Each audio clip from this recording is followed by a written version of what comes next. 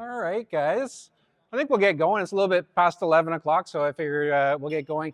If I don't use the microphone, are you guys okay at the back there with this level of my speaking voice? I like walking around on one of those kinetic speakers, so if I get stuck behind the podium, then I'll feel all claustrophobic and everything. So thanks for joining me this morning. My name is Jason Marr. I'm a naturopathic doctor. I want to thank Christine and Charlotte and Tanpreet, Weston Bayshore, for having me here. I also want to give a shout out to one of my suppliers and sponsors, Cytomatrix, who's provided some samples for you guys. So all of you are more than welcome to take a single bottle of one of the samples at the back, and I can talk to you guys a little bit more about what each of those things might be used for and if they may be appropriate for you as well. Generally speaking, the supplements that we've brought are pretty safe to be taking though, but we'll talk a little bit about the ACEs and zinc at some point probably today. So as we get going today, we've only got about half an hour. So I want to kind of get right to the good stuff, the things that you guys are probably wondering about. That being said, I'd be very curious when we're here talking about Healthspan, what kinds of things you guys would like to get out of our half an hour or so here today. Is there anything in particular anyone came here really wanting to know? Go ahead. I guess how to just increase my energy levels. Energy, yeah. It's the number one thing that people seek out naturopathic doctors for. Naturopathic doctors, if you're not familiar with it, in North America, we're kind of a North American phenomenon. Naturopathic doctors are certainly more holistic and I would say more integrative in terms of the way that we approach medicine and healthcare. We'll talk a little bit about the difference between what I refer to as proactivity versus prevention versus reaction.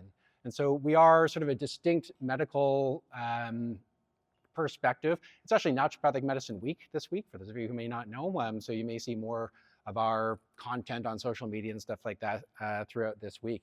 But when we're here to talk about Healthspan, and we're going to use the word longevity a little bit, energy is certainly a big thing. Digestion becomes a big concern, and certainly something we want to talk a little bit about. And that gets us to talking about diet and nutrition and food. Lifestyle, if you want to call them biohacks, we can talk about those kinds of things as well. And we'll talk a little bit about supplements. And certainly as naturopathic doctors, if I may say so myself, a little bit self-serving, but as naturopathic doctors, we are the most equipped and well-trained to consult with you about the use of supplements, where they're appropriate, what kind of dosing is going to be efficacious, as well as safe given your context. So that's a little bit about sort of where I come from. My clinic's actually right around the corner. We're just at Pender and Howe. It's called Evoke Life. I've got a satellite clinic out in Poco as well, but my main practice is out here. And I like to say that I work with people who are mostly healthy, but are trying to be as awesome as possible. That's sort of my goal, my mission in terms of my practice. I've been in practice for about 16 years now, I guess. Evoke has been around for about 11 years now. So that's a little bit of background. Now, show of hands, if I ask you guys, how many of you guys would love to live forever? Let's put up our hands. Well, you guys are too smart for that already. Yeah, okay, I saw a couple over here. I won't point anybody out. But you guys know why we're here. We're talking about Healthspan, which is a very distinct and a bit of a newer, I don't want to call it a fad, because I really think this is a long-term thing that's here to stay. But when we're talking about Healthspan, it's really differentiating the difference between quality of life and longevity, or how long we live. Would you rather live to 200 years old and be wheelchair bound for the last 75 of it? Maybe not all there up here. Maybe we're talking about Alzheimer's or other chronic diseases and stuff like that, perhaps dependent on other people for a great part of that lifespan. Or would you rather live to 85 years old and be completely functional and climbing Machu Picchu at 82 years old, right? That's the difference that we're talking about now. And so the conversation in health and medicine has shifted dramatically over the last 15 years or so, from one of lifespan, how can we live as long as possible, to how can we live as well as we can for as long as possible. So that's what we're here to talk a little bit about here today. So Healthspan defined, this is one of the definitions that's out there for Healthspan, but it's the period of your life spent in good health, free from chronic disease and disability. So it's really about being able to do the things that you want to do with your life for as long as possible. So what are some of the things that you really want to be able to do in 10, 20, 30 years? Shout them out. What are some of these things that you might have as goals in your lives? Go ahead. Run a marathon. Awesome. Yeah. Yep, that's a really big one I hear a lot, practicing downtown. A lot of people getting to that point where they want to travel a little bit more. COVID has kind of held us back from that over the last few years. So everyone's really itching to get out there. I've been really eyeing doing some long hikes in Switzerland, and I have some patients who recently went to the Dolomites, and I'm really jealous, want to get out there as well. What else would you guys want to be doing in 20 years? Not have to worry about the kinds of foods that we're eating and eat whatever I want. So we'll talk a little bit about diet in a bit. How many of you are parents? How many of you are grandparents? Oh, not too many grandparents, a few. But that's another big one that I see a lot in my practice is it's not so much that I want to live forever, but I want to be able to romp around the backyard with the kids or the grandkids. I want to travel with the grandkids. I want to take them. For my dad before he passed away was I want to take him back. I want to take my kids back to the old village and show them the hardships that he grew up experiencing in order to get us here to Canada, for instance. So these are some of the things that I hear a lot in my clinic. And so when we talk about holistic or integrative therapies and medicines, the conversation shifts away from not just being like, I'm in pain or I have digestive issues, but it's more about if you didn't have these issues, what are the things that you want to do with your life? And that's what I was saying earlier when we're thinking more proactively. What are the things that I want to be able to achieve? Let's drive towards those outcomes as opposed to constantly living in fear about bad stuff happening in the near future. There's nothing wrong, and I think it's important for us to be thinking about prevention, stopping bad things from happening, like having a heart attack or a stroke. It's all very important in medicine. But I think one of the pieces that I like to talk a lot more about is figuring out, how do I motivate my clients or my patients? What are the things that you are really living for? Let's drive towards those things and put those as the priorities, not just about, being rid of the symptoms that I have right now. In order to talk a little bit about health span and longevity and lifespan, we need to talk very briefly. I don't want to get too boring with this. I want to get to the good stuff. But we need to talk briefly about the different theories of aging. And there are a number of different theories of aging that really are coming together now, and we all recognize that probably all of these theories have some play in how we age and what the reasons for our aging and eventually our death, what that looks like and how we get there. So it's a little bit older school at this point, which is interesting because when I went through med school, telomeres were like the thing. Everyone was talking about telomeres, and however long your telomeres are is how long you're going to live. And we know now that that's not exactly true. The statistics don't look as good, but it's still something we talk a lot about as one of the programmed theories of aging. Programmed theories of aging basically state that we have a certain lifespan and that's it. And that's based on biological systems and the machinery that we have built inside of us. So telomeres, if you're not familiar with telomeres, think about your DNA, that double-stranded helix. Now take a look down if you've got shoelaces on. And if you don't have shoelaces on, you can imagine it. You know those little plastic things at the end of your shoelaces? They're called aglets. That's basically what telomeres are to your DNA. And every time we need to replicate or make a new cell, your telomeres have to unravel. We have to take the aglet off, and we snip a little bit of that telomere off, and eventually that telomere gets shorter and shorter and shorter with every cell division. And so the telomere shortening theory of aging is that you have a certain or finite number of divisions that are available to you, and once that cell or once that DNA has divided that many times and you have no more telomeres, your DNA unravels and that cell dies. And that's part of the theory of aging. It's theory of aging. The Hayflick limit is kind of related to that. It's a bit of an older term. Hayflick limit basically suggests that cells do have a limited number of divisions before they are programmed to die, and that's about 50. So those theories kind of go together. They're very similar in nature, and perhaps the Hayflick limit can be explained by telomere shortening. But what has gotten a lot more attention over the last 10 or 15 years, especially as we have now mapped the whole human genome and we know what to expect at every single spot on your DNA, all of your 23 pairs of chromosomes. If you think of your double-stranded helix of DNA, you've got those cross links, like the ladder rungs that go up and down. That represents a bond between two, they're called nucleotides. And so we know literally at every single spot on your DNA what is supposed to be there in order for us to be human. But every person has tiny little mutations that we call SNPs, single nucleotide polymorphisms, and that makes us a little bit different. So that might mean Christine might metabolize beta carotene a little bit differently from me. I might need more B vitamins or a specific form of B vitamins in order for my body to utilize them at the peak of our ability. So we've come to understand that a big part of aging is also about cumulative damage. And so damage and error theories, we can kind of, there are a number of things that kind of get put into this, a number of different theories, but I like to kind of bring those down and make them very concise. And those are cumulative damage and mitochondrial theory. And really even those two things could go together. Mitochondrial theory really is a cumulative damage theory as well.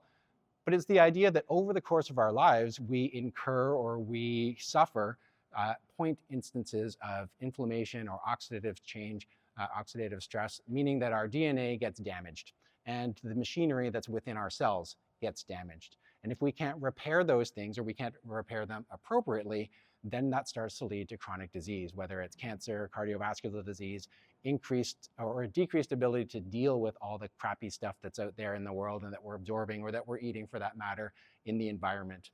So those are the two big prevailing theories right now from a damage or error theory standpoint. Mitochondrial theory is something that's very exciting to me because it really gets down to the basics of what makes us human and what makes complex life really special. How many of you guys are familiar with the term mitochondria? A little bit. You have to reach all the way back to like maybe grade school for some of you guys, thinking about all the organelles that are inside of a cell. Long story short, mitochondria are the tiny little pieces inside of each and every one of our cells that produces energy at the cellular level. Without mitochondria, we would not be able to do all the wonderful things that make us a big mammal complex organism, and otherwise we would basically be a bacteria, right? That's what has enabled complex life, is the use of mitochondria within another cell, and that gave us enough energy to do wonderful big things. But mitochondria, like anything else, and I don't like to reduce human life and our experience to being a machine. We are not cars, right?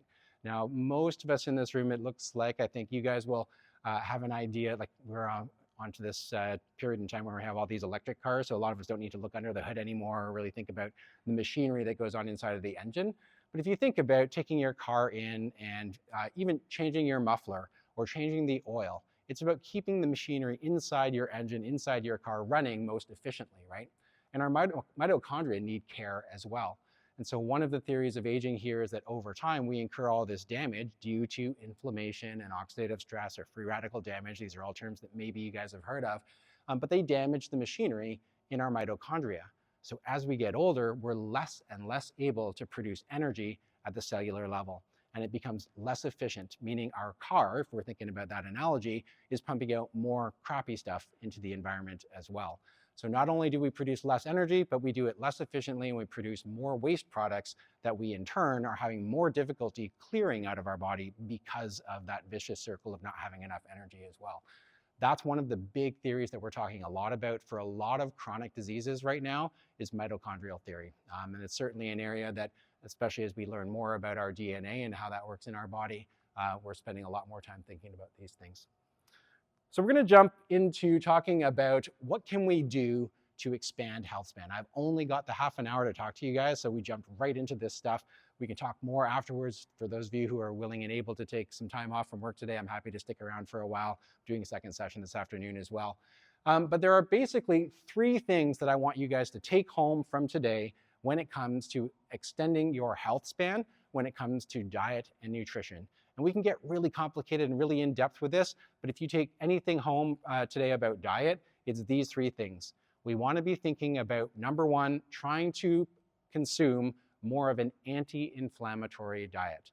Now, this can mean a lot of different things for different people. Certain foods can be more inflammatory for certain people. Other foods might be completely fine for other people. And that's all because our body, all of our bodies might react differently in different ways. We can talk in depth about food sensitivities versus food allergies versus food intolerances. Our genetics, as I mentioned earlier, for some of us, we need certain types of nutrients or more of certain nutrients in order to run our machinery in our body than others. But generally speaking, an anti-inflammatory, health-promoting diet is likely going to be consuming more colorful plants than everything else. And so this is where you hear a lot of talk about a plant-based diet. I just want to point out, though, that an anti-inflammatory diet and a plant-based diet does not necessarily mean plants only. And I'm not suggesting that veganism or vegetarianism is not right. I'm just saying that we have to be mindful of making sure we're getting all the nutrients in our body. And that's where the second piece comes up. Ooh, I've got a laser. I forgot about that little one. But the second piece is eating nutrient dense. meaning we're looking for foods that provide a lot of vitamins and minerals. When we digest food, when we utilize the fuel that we get from food, it actually requires resources. So we're going to be using things like magnesium, essential fatty acids like fish oils, as we'll talk a bit about a little bit later. B vitamins in particular. These are just some of the nutrients that we need to run our machinery. And so if we don't replace those and then get more of those things, we're actually in a negative, we're in a deficit when we eat food, if you're eating really crappy, empty calories, right? How many of you guys have heard that term, empty calories, right? Give me some examples of empty calorie foods. McDonald's, perfect. Everyone's favorite. What's that? Mm-hmm. Apple, yeah, apple slices at McDonald's. Okay, yeah. I mean, but that's, you know, what's interesting about that. That's a good bit of not an intervention, but we'll interrupt this conversation for a second. I am, as a naturopathic doctor over 16 years of practice, I've realized that you can have the most perfect treatment plan that's guaranteed to work for someone, but if it's not something that that person is willing or able to execute or to maintain, it's a crappy treatment plan. And so there are all these expectations out there, whether it's on social media or from your family doctor even, and frankly from lots of other integrative healthcare practitioners like dietitians, nutritionists, naturopathic doctors, for instance, where they're like, everyone has to do this, right? Everyone has to eat this diet. And that's not necessarily going to be something that your client that's in front of you right now is going to be able to execute. So when I talk to my e-commerce buddies, they're like, hey, this is a $100 word, stop saying that word, and I don't care, because it's important for us to be pragmatic about these decisions. So knowing what the ideal is for you and how your body and brain are built to function at their best is important, but it's also important to work with people who can essentially coach you through the process of making the best decisions for you right now in this moment for the context of your life, right? For those of you who are parents, do we have any newer parents, like kids under 2 or 3 years old? It's really different, your lifestyle, like the moment that you have kids, what you're able to do. I mean, sleep becomes an issue. The kinds of foods that your kids are willing to eat, that becomes an issue for your family as well. I've got 2 young kids, they're 5 and 9 now, so they're a little bit older and they're starting to explore foods. And my son, when he was 3 years old, I remember taking, I think it was a gymnastics class or something like that, and they were sitting around and they're building pizzas. They're sitting with their legs out to stretch, right? And the instructor's like, what's your favorite food? What do you want to put on your pizza? My son's like, broccoli. I want to put broccoli on my pizza. I'm like, all right, that's a naturopath's kid, right? And then I've got his cousin. He did the same class or a similar class, and he was asked, what do you want to put on your pizza? And he was like, prosciutto. And I was like, well, it's saying something about your mom there too, because that's one of her favorite foods. Anyways, pragmatism is something that is really important to me. And so when I'm working with my clients, it's important not just to identify where the biggest leverage points are and what the biggest priorities are for them, but what they're willing and capable of doing, what they are willing and capable of affording in some cases as well, right? So a nice aside there, but it's a good point, you know, when we think about, like, for some people, I'm not saying that there aren't alternatives, and I'm not here to judge, but let's say you do have to, or it is easiest for you to eat McDonald's sometimes, maybe not 5 times a week. But one way that we can make that a little bit of a step in the right direction would be, instead of fries, to get the apple slices, right? Just one small example. So eating nutrient dense is really important as well. We need to get antioxidants as well as all those other nutrients like vitamins and minerals. Phytonutrients are basically plant nutrients, is probably the best way to think about that. Again, we can get into more detail in another talk maybe about those kinds of things. So anti-inflammatory diets, more colorful foods than everything else, probably more plants than everything else. And lastly, and most importantly to me, because I see this all the time in my practice, people trying to move towards a plant-based diet. And what happens is you're not getting enough protein and iron and vitamin B12. Those are the 3 hardest nutrients for us to get when we're eating a strictly vegetarian or vegan diet. It's not impossible, but it's very difficult. So I see a lot of people that are having issues with energy, anxiety, depression, burnout, low libido. These are kind of my ideal clients. And a lot of times it's because they're not consuming enough protein because they thought they were doing something really good for their body by moving to more of a plant-based diet, which probably benefited them in lots of other areas of their life. But over time, you become more deplete in things that are in our protein heavy foods. What are some of our protein heavy foods? What are some of the foods that you would eat to get more protein? Chicken? Yep. Fish? Great. Sorry? Eggs, yeah, sure. So far there's a lot of animal products, right? What about plant-based proteins? What are some decent sources of plant-based proteins? Beans, peas, nuts, seeds, these are some good examples. Even things like broccoli and cauliflower, brassica species of plants, a little bit higher in protein than some of the others. Generally speaking, a lot of our plant foods are going to be fairly high in carbohydrates, even if they are more complex. Even our vegetables have a fair amount of carbohydrate in them, but usually they're more complex. They're higher in fiber, we would say. Fiber is technically a carbohydrate, though, it's just a complex one. So getting enough protein is a big key here. And again, that doesn't mean that you have to consume animal products on a regular basis necessarily, or any for that matter. It's just a lot harder to get adequate protein. So people ask all the time, well, how much is enough protein? And so we got to do a little bit of math here, because for whatever reason in Canada, we still like to use American units for our weight. So if you weigh whatever your weight is in pounds, if you divide that by about 2.2, it doesn't have to be perfect. We're just looking for a ballpark here. That gives you your weight in kilograms. And our goal here for most people is a minimum of about 1 gram for every kilogram of body weight. So if you are 160 pounds or so, I think that works out to somewhere in the neighborhood of 70 kilograms, let's say. 70 kilograms at 1 gram per kilogram of body weight per day is about 70 grams of protein. That's the equivalent of about 2.5 small chicken breasts per day for relevance there. And if you are more active, if you are running a marathon, for instance, marathon runners have the highest protein requirements of any person, period. I don't care if you're a bodybuilder or a fitness model or you're Arnold Schwarzenegger, marathon runners are still going to need more protein than everybody else. But the more active you are in general, the higher your protein requirements. And so we might get up to about 1.5 grams per kilogram. There is no data anywhere ever that has ever shown any benefit to people consuming more than about 1.75 grams of protein for every kilogram of body weight. And again, that's only for marathon runners. They'd be up at maybe 1.75.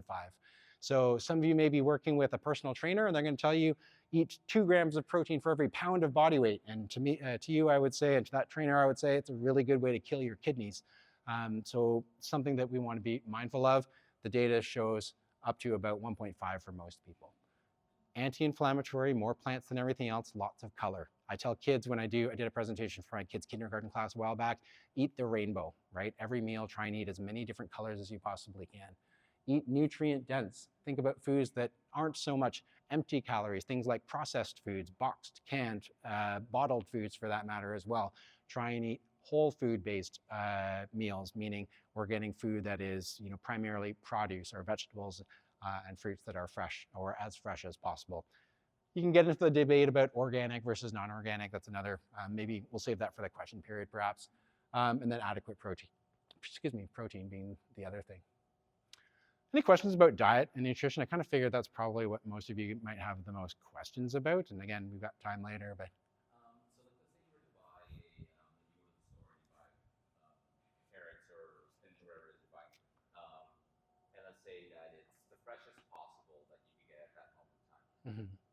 Lifespan of vegetables and stuff as you go along, like how does it generally go with like nutrient loss? Like is there come a point where it's like, is this useless to eat in that way, or do you? Yeah, it's a good question. Probably the best way for me to answer that is getting to that discussion around organic versus non-organic and thinking about how far food has come to get into our supermarket, right?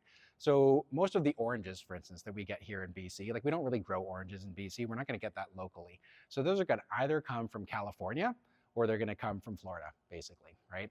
Avocados are almost exclusively coming from Mexico at this point.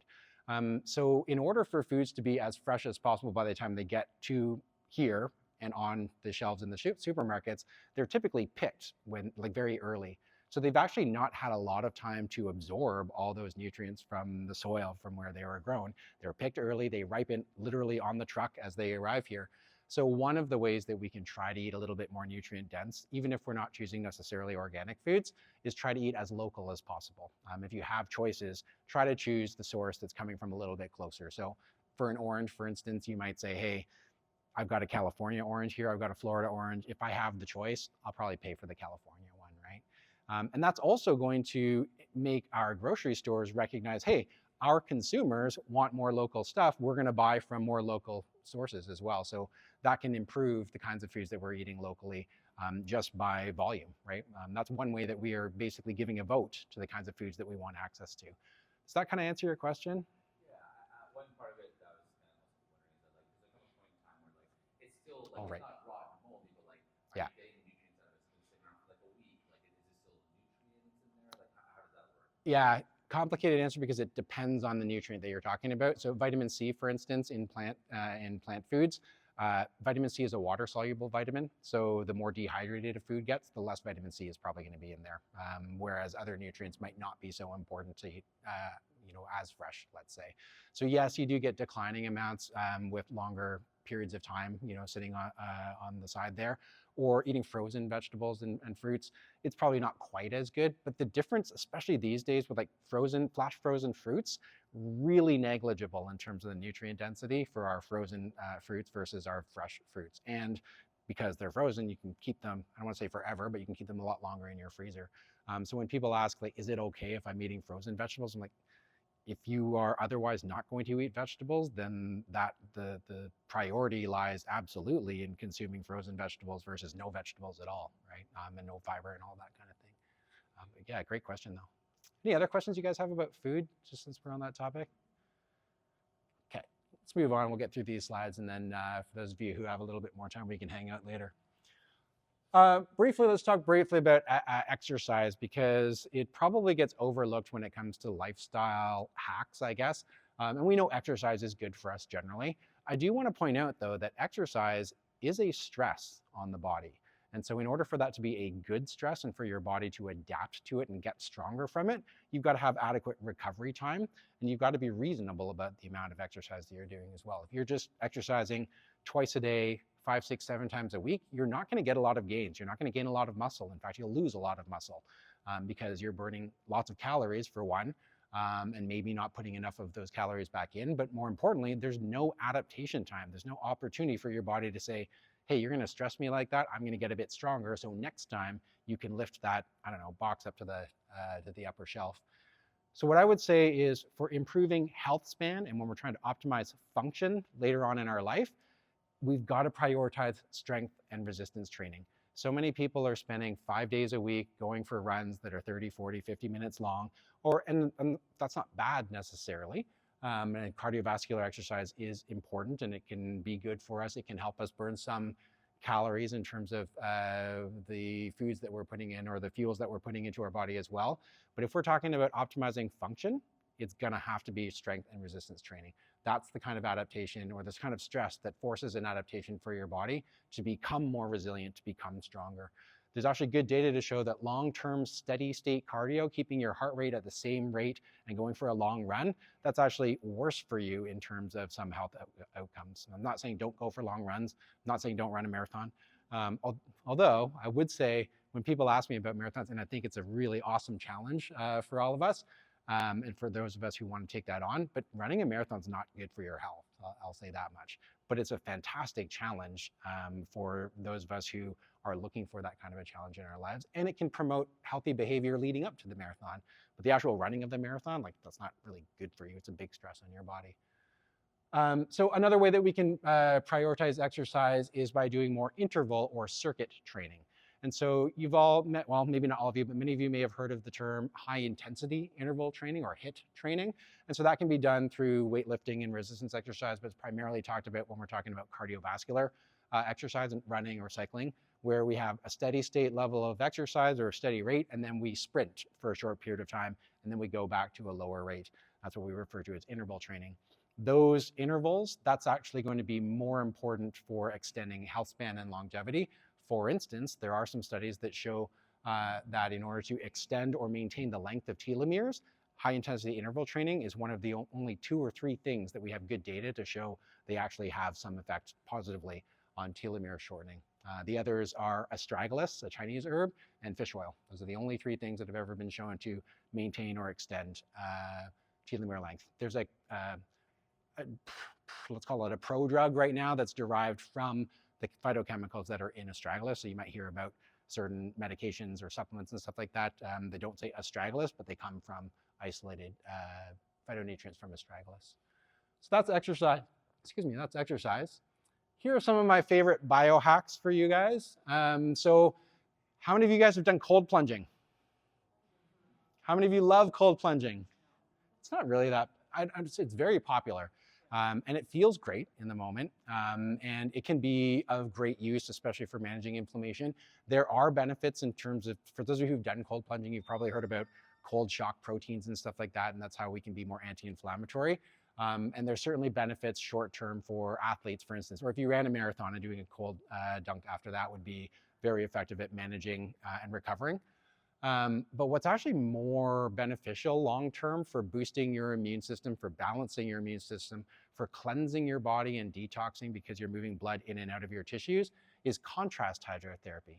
And that's the alternation of hot and cold applied to your body, usually in a shower, but it can be done just with buckets for your hands or your feet as well.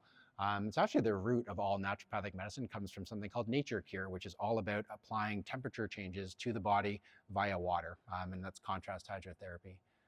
Sleep optimization could be a whole presentation on its own. I'll just say that we want to try and train the body to know what to expect at any point in a day. So as much as possible and within reason, we want to try to wake up, eat, sleep, exercise at about the same times each day. Otherwise, if your body thinks it's time to eat and you're like, I'm going to go for a 40-minute sprint or run or interval training, that's a stress on the body because it was already diverting all of your blood and your energy towards the muscles that you needed to digest, as opposed to the muscles that you need to run away from a saber-toothed tiger. That's what your body is interpreting, right? We talked briefly about prioritizing recovery and adaptation.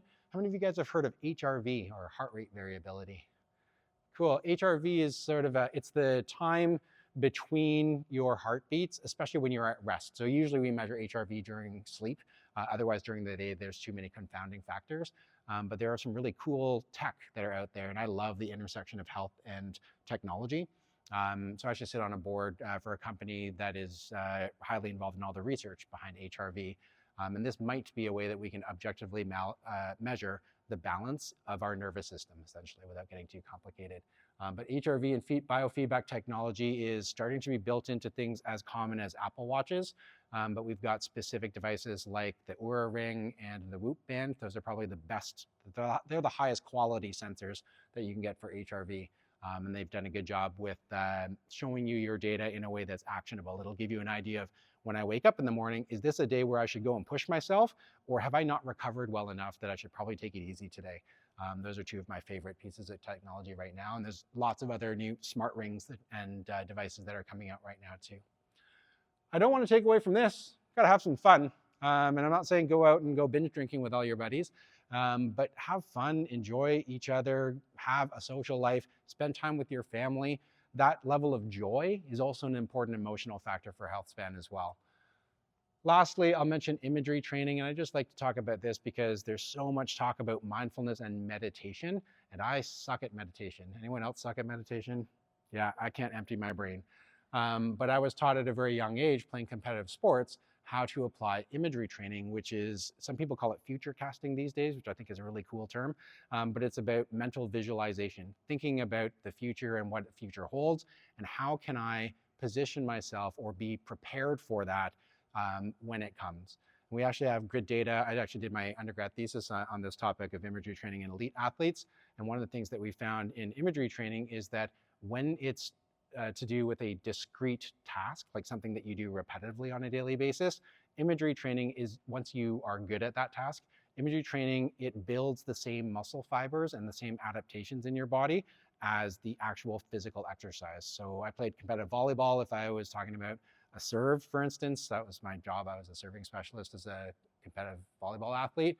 And so imagery training, once I've done that serve a million times, imagery training is just as effective at building the muscle connections and the neural connections as actually physically doing the exercise. So imagery training is a highly effective way to think about, it's another form of mindfulness that we can apply, which is a bit more active. So for those of us who get bored with meditation or aren't very good at emptying our minds, imagery training might be a nice step. So it's something that I talk a lot about. Lastly, I just want to bring up a couple of my favorite supplements for Healthspan, and there are lots of different ones that we might prioritize for different people, but these are probably the most common that you'll hear about that are probably going to promote health. B vitamins are going to be really important for running all that machinery. the B vitamins, and this is a collection of different vitamins that we put all together in one group. But B vitamins are the keys to the engine for all the enzymes and the processes that we run intracellularly. So at the cellular level, if we want to run enzymes, if we want to run the machinery, we need B vitamins as well as magnesium. Actually, that's not on this list, but magnesium, which is one of our samples in the back there, is a cofactor for over 200 different enzymatic reactions in the body, for instance. So without those things and without replenishing those either through our diet and maybe through supplementation, we're not going to be able to produce energy at the cellular level. So that's why B vitamins are so important. Really important for mood, anxiety, depression, all those kinds of things, cognitive function overall as well. Essential fatty acids, generally when I say EFAs or essential fatty acids, I mean fish oils because that's where all the research is. It's in the EPA and the DHA, the specific omega-3 fatty acids that we get from fish and seafood generally. But we do get essential fatty acids from lots of plant sources as well, especially things like nuts and seeds. And those are important. But there are many of us, probably about a third of us, maybe a little bit more, who can't actually utilize plant sources of omega-3 fatty acids ultimately to produce all the anti-inflammatory benefits that we need. So it's a very common mutation, essentially. Technically it's a mutation that most humans have evolved over the course of the last several thousands of years. We're just not as good at using plant sources of essential fatty acids. Antioxidants, we've talked a little bit about. That's a really big one. You hear about that for skin health. It's the same thing in our body as well. That's to counter all the negative stuff when we talked about waste products from producing energy. Burning oxygen and using water and oxygen to produce energy comes with a downfall, and that's all the waste products. We need antioxidants to counter those things. Otherwise, those waste products will damage our DNA, cause more problems, more mutations, and that can lead to cancer, for instance, and other chronic diseases. Adaptogens are usually herbs, but they can be any nutrients that help us deal with stress. So those are that's one of my favorite categories of herbal medicines. And nootropics, if you haven't heard about it, those are basically supplements, foods, nutrients that are going to help to boost our brain function, cognitive function. One of the most obvious nootropics is probably caffeine, and maybe underrated in that way. And some people can utilize caffeine more efficiently than others. And then my favorite thing to talk about right now, well, maybe one of my favorite, NAD therapy. NAD is one of the chemicals or nutrients that we use in our body to make energy at a very high level. It's involved in the process of making energy at the chemical level. For those of you who've done a little bit more biology or chemistry, you probably remember things like the Krebs cycle or the citric acid cycle, and you might recognize NAD or NADH. But long story short, this is the most exciting supplement, and we can also use it intramuscularly or intravenously as an injection. And what NAD does in large doses is it not only gives us some energy in the moment, but it activates a set of enzymes or genes that we call sirtuins. And this is where all the cool research in the last 4 or 5 years has been around longevity and health span, because sirtuins act like intracellular housekeepers. So we go into the cell, we activate all the cleaning machinery that's inside our cells so that we can be more efficient and make sure that we're not accumulating a lot of waste products on the inside of our cells, countering one of the major underlying theories of aging. And that's why NAD is so exciting right now. So it's a fun supplement to talk about, but it's sort of cutting edge and right at the edge of mainstream right now. Talked a little bit about this before. I'm a big proponent for proactive decisions, taking action now towards positive outcomes. What do I want to achieve and what do I want to be able to do in the future? What do I need to do to get there? As opposed to what do I not want and what steps do I need to prevent that, right? Everybody no one think about an elephant. What are you guys thinking about? An elephant, right? You're producing the very thing that you are trying to avoid, right? That's a lot of what prevention can be about. Sometimes you're so scared of something that you're not recognizing the ways that you're promoting that in itself, and you're always thinking about the negative outcomes. It's very fear-based. So don't wait for bad things to happen before hopefully fixing them. Let's go about thinking about the things we want to achieve and go about taking action to go get them. I'm pretty sure I'm way past my time. I have no idea because I'm not standing behind the podium. So I appreciate your patience, guys. But long story short, I really would love any feedback, any questions that you guys might have. I'm going to hang around a little bit. That was a really quick and dirty talk a little bit about especially diet, exercise, some biohacks and some supplements that can help to expand our health span. My goal is to help people like you guys live as long as possible, or live as well as possible for as long as possible. And if you guys need to run and have questions for me, you can always engage me on social media at Dr.J Mar. Okay, that's all I got for today. If you've not done so already on your way out, please feel free to grab a sample back there. 3 different items you can choose from. Peak EPA is a high-dose fish oil, high EPA and DHA. There's a magnesium bisglycinate there.